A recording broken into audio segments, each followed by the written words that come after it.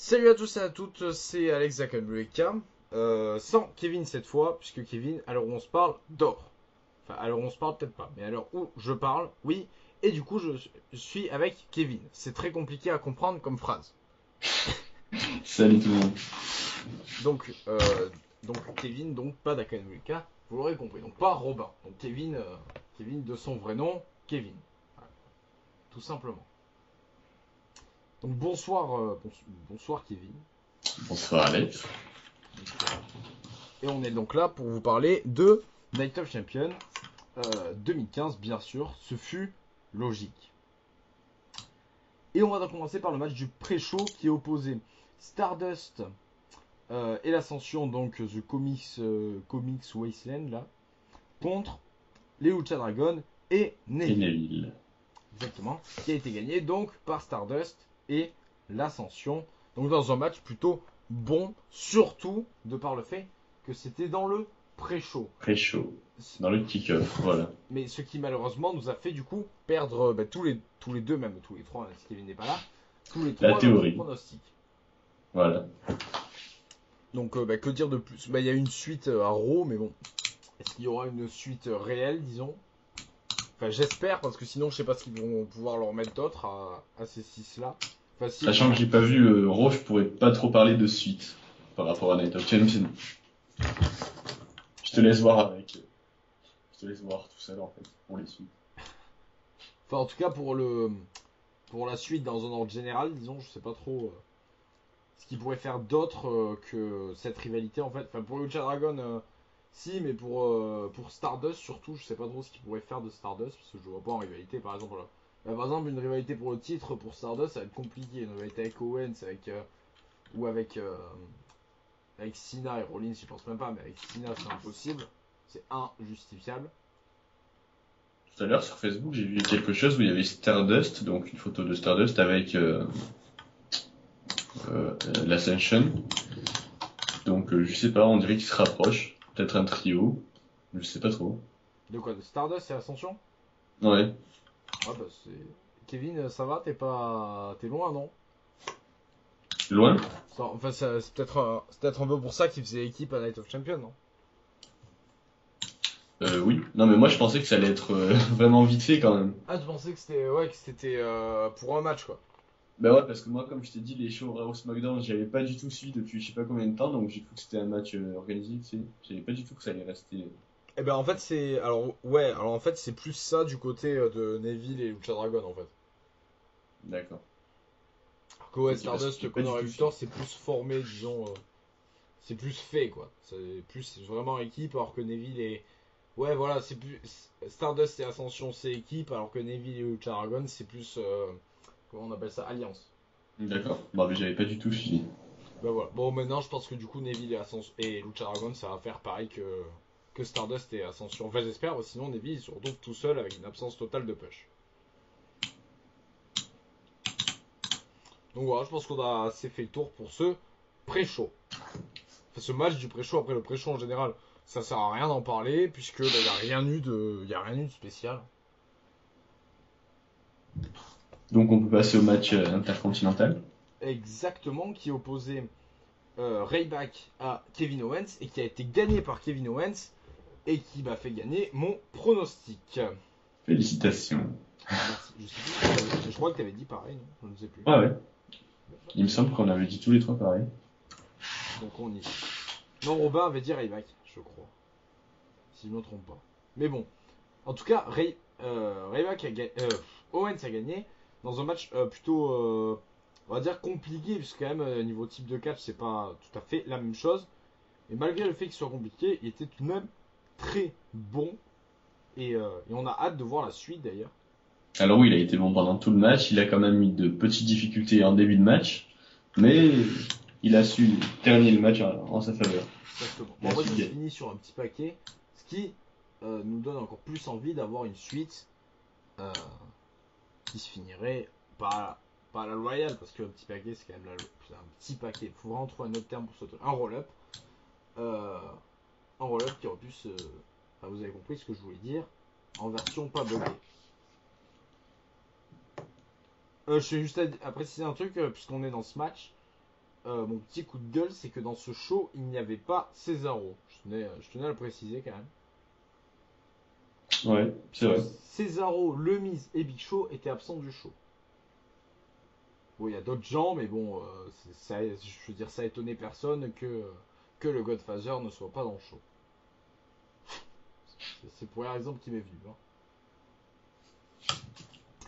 On peut donc passer au match suivant, qui était, si je me trompe pas, Dolph Ziggler contre Et Rusev, accompagné Exactement. de Summer Rae. Match qui, encore une fois, m'a fait gagner mon pronostic. En même temps, je crois que je vous l'avais dit que ce n'était pas un pronostic, mais un spoil. Victoire donc de Ziggler. On peut dire grâce à Summer Rae. Grâce à Summer. Ou à cause, comme vous voulez. Que dire de plus? Alors, ils veulent arrêter la rivalité, mais il la continue. Donc, je sais pas trop ce qui se passe dans leur tête. Ils sont encore un peu abstraits. Ils savent pas trop. C'est-à-dire, ça plaît pas trop, on continue. Bon, le match était bon, forcément, puisqu'en même temps, Rousseff Ziggler, ça ne peut être que bon, en fait. Que des bons. Donc, mis à part la fin du match, le match, il était bien. Ouais, bon, après, disons que la fin du match, c'était pas prévisible, mais presque. Quoi. Ça faisait un peu WrestleMania. Ouais. Que dire T'as quelque chose à ajouter, Kevin? Sur ce match, on peut passer au suivant. Ouais. Ouais, faut juste que je me rappelle que c'était le match des divas suivant. Ah, match par équipe? Moi, j'ai un certain ordre sous les yeux. Après, si c'est le bon ordre, je sais pas. Attends. Oui, c'était bien ça, le match par équipe. Nouvelle coupe de Xavier Woods. Important de le préciser. J'ai bien envie de dire, nouvelle coupe encore de Xavier Woods. Alors, victoire des Dudley Boys, mais conservation des titres par le New Day. Disqualification. Puisque Xavier Woods a intervenu est intervenu sur le tombé. Résultat du compte, ça a valu que Woods passe à travers une table. On s'y fait, on est habitué. Et ça vaudra bien sûr un match de table, donc je ne sais pas si du coup ils en parlent pour éliminer. D'ailleurs j'ai ma théorie, donc je vais lâcher ma théorie maintenant. Donc match de table à Elimination Chamber puisqu'ils veulent le faire, puis match TLC à TLC. Voilà, ça paraissait logique la fin. Mais voilà, moi je vois bien ça, mais après, est-ce qu'il serait apte à faire un match TLC Tag Team en 2015? Je sais pas. Parce que les Dudley Boys, oui. Le New Day, je pense qu'ils sont plus occupés à danser plutôt qu'à se battre avec des tables, des chaises et des échelles. Je sais pas, on verra. On espère. Donc voilà, bon, je crois que j'ai dit ce que j'avais à dire. Et le match est bon, mais bon. Donc en lui-même, voilà, le match il a été bon. Mais bon, ça, je sais même pas s'il y avait besoin réellement de le préciser. Bon, c'est vrai que ça fait quand même un peu chier Biggie qui passe son temps à danser même quand il fait une prise. C'est un peu chiant quand même. Et non, je pense que si vous avez pas vu le show, mais regardez ce match sans le son si vous voulez pas subir Xavier Woods et sa trompette là, parce que c'est on n'en peut plus quoi. Je crois que j'ai bien résumé le match. Kevin, as-tu quelque chose à ajouter pour la suite? Tout à fait, on peut passer au suivant, donc qui est le match de championnat des divas. Ah, donc cette fois, je suis bon. Match des divas entre Charlotte, accompagnée bien sûr de son équipe, donc Becky et Paige, contre Nikki, accompagnée de son équipe, Brie et Alicia Fox. On parlera pas du heel turn de Paige pour le moment, puisque ce n'était pas dans ce show. On rappelle que dans la stipulation, si Nikki perdait par disqualification ou par décompte à l'extérieur, elle perdait en même temps le titre. Alors ce match était donc le match de qui est la diva la moins habillée de la WWE, qui a été donc remporté par Charlotte, qui est la nouvelle diva la moins habillée de la WWE est en même temps championne. Et on pourra aussi développer sur le fait que la tenue de Paige était juste un t-shirt. Bon. C'est important de le préciser. Du coup, match nul. Alors celle-là, par contre, je vais pas aller dire qu'il était bon alors qu'il était à chier. Match nul pour donc une victoire de Charlotte, puis qui nous a fait arriver Ric Flair, forcément, hein, tout ça pour la célébration, blablabla. Et du coup, ce qui stoppe le long règne de Nikki, qui est donc du coup le plus long règne de championne des divas de la WWE, historiquement parlant, et qui sera battu par, j'espère, pas Charlotte. Mais qui sera peut-être même pas battu, mais bon, j'espère quand même, parce qu'en attendant, voir Nikki dans les livres d'histoire, ça me fait chier. Ouais, on verra pour le moment. Est-ce qu'il y aura une suite pour récupérer le titre? Une revanche? Ah logiquement, il y en a une. Normalement, oui. Enfin, normalement, tu perds un titre, t'as ta revanche. Normalement, oui. D'accord. Moi, ce match, personnellement, je l'ai passé parce que j'ai regardé l'émission après l'avoir enregistré, j'ai pas suivi en direct. Et le match, je l'ai complètement sauté juste pour voir le résultat, donc je pourrais pas dire s'il était bien ou pas. Ça m'a saoulé. Ouais, en même temps, je veux dire, Nikki Charlotte, avant que ce soit bien. Mais bon, vous inquiétez pas, bientôt on aura Eva Marie, Bayley, tout ira bien. Donc, ouais, on peut passer au match suivant, on va pas s'attarder là-dessus. Voilà.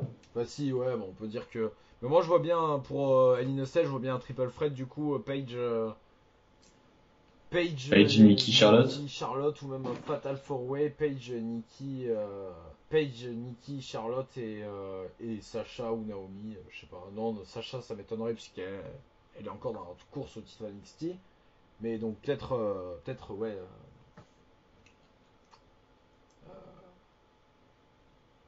Voilà, vous avez compris. On va passer au match par équipe, donc entre la Wyatt, Roman Reigns, Dean Ambrose et le mec du public, Chris Jericho. Alors, le mec du public, il s'est pris quelques jours de toll, c'est pas pareil. Donc Chris Jericho, il a effectué son retour perdant. Exactement. Retour même inutile, j'ai envie de dire, puisqu'il n'était même pas présent à Raw. Donc pour la suite, il n'y aura pas. Même si j'ai vu qu'il continuait du coup cette rivalité, mais avec à la place de Jericho, Orton, ce qui aurait finalement, quitte à faire ça, autant le faire revenir à être champion. Mais bon, après tout, ça fait toujours plaisir de voir Jericho. Donc, t'as des remarques à faire sur ce match? Il était fou. Alors ça fait plaisir. Ça fait plaisir que le match était complètement fou, complètement bon, et que plus le temps passe, plus la Wyatt ils me font peur. Et ça, c'est un autre problème. Donc, moi aussi, j'ai bien aimé ce match. J'ai bien aimé Braun Strowman. Ouais, moi aussi. J'ai moins aimé la fin, mais agréablement surpris par Braun, exactement. donc un bon match, mis à part la fin, encore une fois. Il a un peu tout gâché, la Chris. Il y avait Reigns qui était en train de terminer le match, mais bon. Surtout que quitte à faire ça avec le blind tag, autant enchaîner justement avec une rivalité ou une connerie du genre, alors que là c'est juste fini quoi.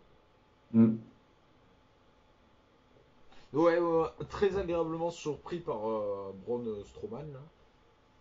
Non impossible à dire, mais bon, très agréablement surpris. Je pense que la rivalité va continuer à Hell in a Cell avec, j'espère, une stipulation. Et puis après, il va falloir l'arrêter quand même, hein, parce qu'il faut pas déconner non plus. Ah ouais, un jour ou l'autre. Ce serait comme Rousseff, comme Biggie Langston. Donc après, ce qui serait pas mal, ce serait un petit retour de Eric Rowan. J'espère dans le camp de la Wyatt qu'il ne fasse pas encore faire un turn, mais un petit retour d'Eric Rowan, ça ferait plaisir avant la fin de la rivalité. Du côté de la famille White, je sais pas, mais bon, moi c'était ce que je voulais qu'ils reviennent, mais plutôt du côté de Dean Ambrose et Roman Reigns pour ce match. Mais bon, vu qu'il est pas revenu, je sais pas s'il reviendra du côté de Reigns ou Ambrose. Ouais, ou bien du côté de la Wyatt, vu qu'il y a déjà Brown.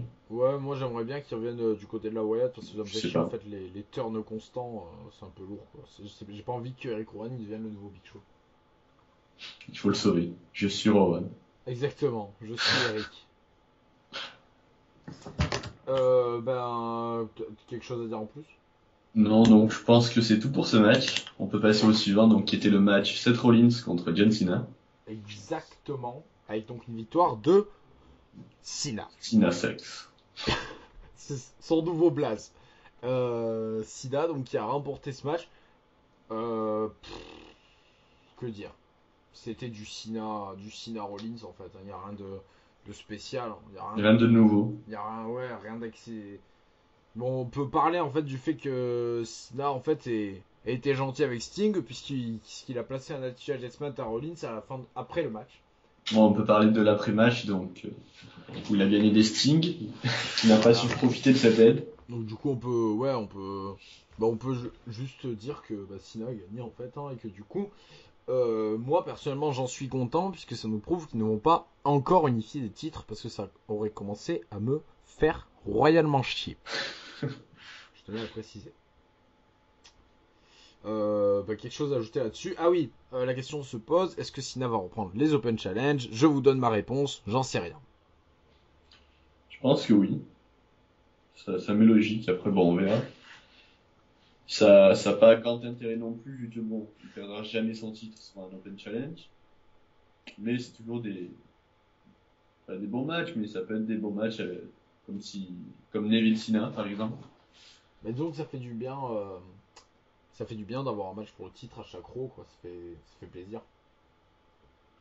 Et ce qui est bien, c'est pas forcément que ça soit pour le titre, vu qu'on sait déjà qu'on va pas le gagner, mais t'as certaines superstars qu'on voit pas beaucoup qui Ouais. viennent et là, ça fait plaisir de les voir. Et ça serait exceptionnel qu'il y en a un qui gagne. S'ils font perdre le titre en Open Challenge, ça serait énorme. Ça serait énorme. Ouais.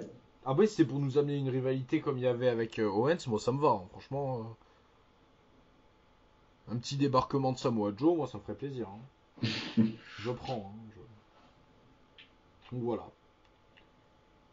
Donc Euh, voilà, bon, on peut préciser quand même que pour Rollins qui avait un match après, le match durait quand même 16 minutes, ou 15, je sais plus. Bon, on va dire 16 minutes. Euh, c'est quand même assez gros, sachant que le match d'après a duré autant. ouais, alors franchement, Rollins, il fait des performances sportives incroyables. C'est une bonne superstar. Pour moi, ça reste l'une des meilleures superstars de la WWE en ce moment. Il a de bonnes capacités physiques.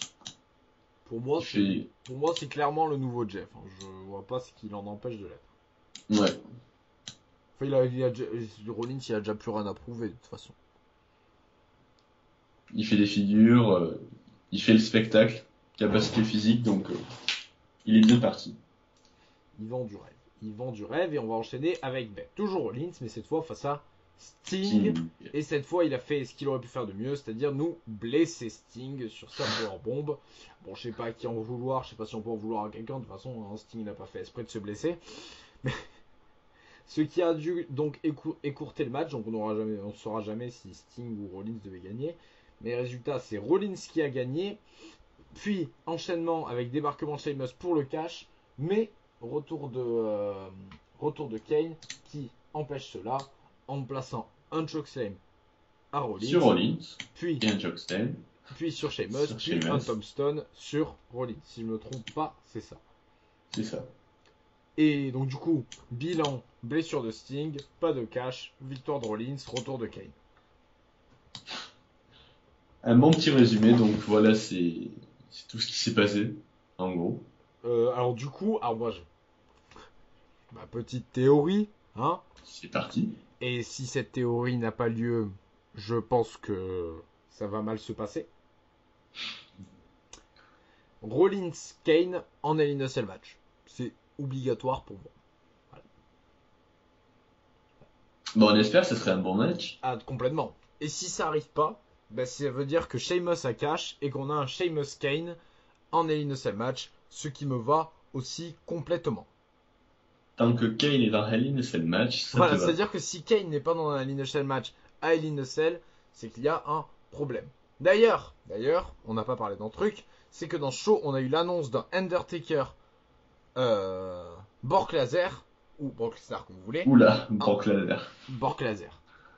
Donc dans un match Hell in a Cell, pour Hell in a Cell, j'allais dire pour le titre, mais rien à voir, pour le show Hell in a Cell, en Hell in a Cell match. Autrement dit, on peut pronostiquer peut-être pas la victoire de l'Undertaker, mais sa mort.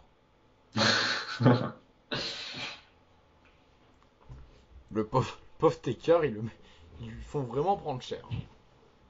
Ah, c'est vrai qu'en ce moment. Et donc c'est pour ça que je vois bien donc un Lesnar Taker en début de show, donc pas en ouverture bien sûr, mais enfin donc pas en main event, mais du coup en main event, un Kane Rollins ou un Rollins ou un Kane Sheamus en Hell in a Cell match, ou pourquoi pas un triple threat, ou enfin ce que vous voulez, mais je veux Kane dans un Hell in a Cell match, sinon ça va pas. Ou, nouvelle théorie du complot, Kane intervient dans le match de Brock Lesnar contre Undertaker, ce qui nous fait le retour des Brothers of Destruction. Voilà, mes petites théories du complot à moi. J'ai vu que je ne sais plus où il y avait Taker et Kane qui bossaient en équipe. Donc peut-être qu'il reviendra à la WWE en tant que Brothers of Destruction. Moi je pensais plutôt à ce qu'il y ait un match entre Rollins et Kane et que Sheamus empoche enfin sa mallette, son contrat. De toute façon, moi je le vois bien le faire soit à Hell in a Cell ou à TLC. Pourquoi ? Simplement parce que c'est des matchs à stipulation, donc normalement le champion est censé être mort à la fin du match. Du coup, c'est le bon moment pour Cash. Voilà. Après, s'il se prend un choc same, forcément il va avoir du mal à Cash. Bon, je crois qu'on a fait le tour pour ce match. Ouais, je suis d'accord. On a fait le tour du show aussi. Voilà, donc on peut faire un bilan simple. C'est que. Ouais, pour un Night of Champions, c'est bon quand même. Oui, non, le show en lui-même, il a été bon.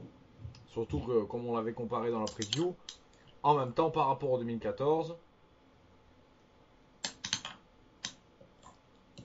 Si je me rappelle bien, en 2014, on n'avait pas eu un si bon show. Même oui, on n'avait pas eu un si bon show, pas du tout même. Je me souviens plus de ce que c'était comme show, il me semble qu'il était bon, mais pas si bon. Oui, aussi, il était bon, mais loin d'être aussi bon que celui-ci. Voilà. Donc voilà, donc on peut, je pense qu'on peut conclure là-dessus. Kevin, as-tu quelque chose à ajouter? Ajouter, ben merci d'avoir regardé la vidéo. Eh ben moi je te remercie d'y avoir participé. Merci à toi de m'avoir invité. Avec plaisir, hein, comme d'habitude. C'est toujours un plaisir de te recevoir. Et sur ce, je vous dis à vous qui regardez, s'il y en a, je vous dis à bientôt et on se retrouvera du coup pour Hell in a Cell, mais entre temps il y aura de la TNA, etc. Donc à bientôt, au même endroit, j'ai envie de vous dire. À bientôt et merci Kevin.